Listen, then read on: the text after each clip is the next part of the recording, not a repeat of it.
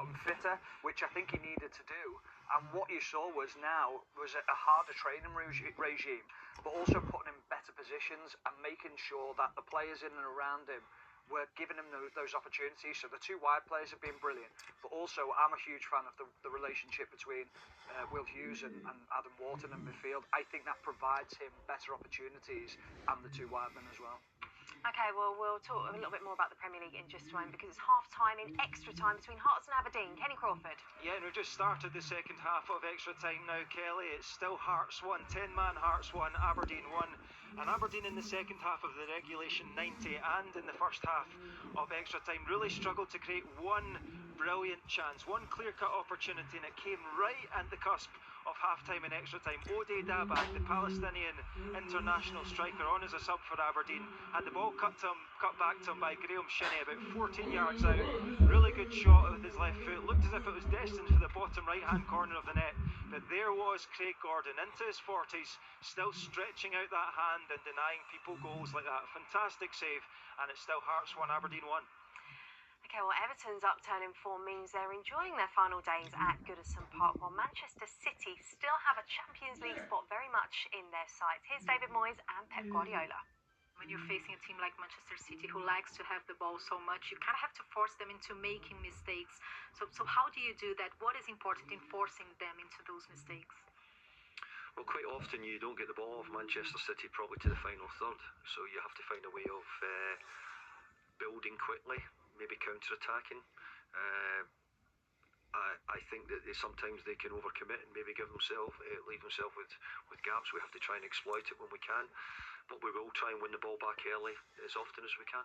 Everton, they come on the back of a really good result against Forest, but of course Forest are a very different team from Manchester City. So how much of that performance do you take in terms of what they can present?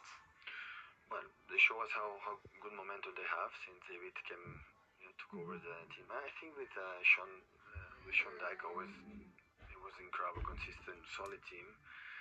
But David arrived at a good result. So they faced against Liverpool, Arsenal, and Nottingham Forest. They could not beat them. So in Goodison Park always have been tough. It doesn't matter the results lately, so it's tough. But we tried the challenge. So it was an incredible opportunity for us to be up there. Okay, well, Guy Mowbray is at Goodison Park for Match of the Day. 3 games to go now for Everton there. I imagine, Guy, already feels a bit of a long and emotional farewell. Good afternoon, Kelly. Yes, just this one, and then the visits of Ipswich and Southampton to come at Goodison, and I'm joined by somebody who's got his own special memories of the place. Chris Sutton, you had a good record here and scored your final professional goal here. Yeah, I barely touched it, but I claimed it, Guy, as many of my goals. And I scored an early one here for Blackburn Rovers after 12 seconds, which was the quickest goal ever scored here until I think Decore beat it with the 9-second goal this season, which is a bit mean of him. But no, great memories, and I'm going to be one who really misses this stadium. It's got heart and it's got soul. You've got the stands close to the pitch, always an intense atmosphere. 143 years, the history here. 1892, the first game. They were Bolton Wanderers all that way back then, and they've had some great memories and great players. And it looks as though they're going to leave on a high because of the job that David Moyes is doing. What do you put this turnaround to? Is it entirely on him? Well, I think so. Look, I think at the end with Sean Dyche there was a disconnect, wasn't there, with the fans and Sean, and then David Moyes came in, and they were in a relegation battle. Let's get it right, they were, and all of a sudden they're 17 points clear of the danger zone now. It's job done. They can relax a little bit. I say they can relax a little bit. I don't think David Moyes will be letting them relax. He'll want a strong end to the season, and then of course the move away to Bramley Dock.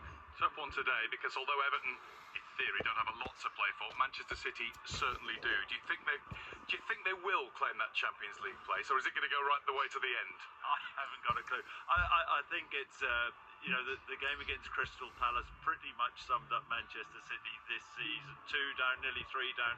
Had the Eze goal been allowed, it wasn't. He was offside, but then that comeback, so strong, and they blew Crystal Palace away, didn't they? But they've been so inconsistent this season, and the race is well and truly on. You've got Aston Villa, Newcastle this evening, massive game.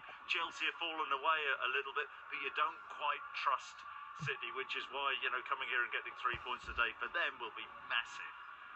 Everton City, 3 o'clock kick-off on a Saturday. There's only one more of those left at Goodison Park. Every one of them is special. It does feel like the world's longest goodbye, though, doesn't it? This is how the Premier League table looks then. Manchester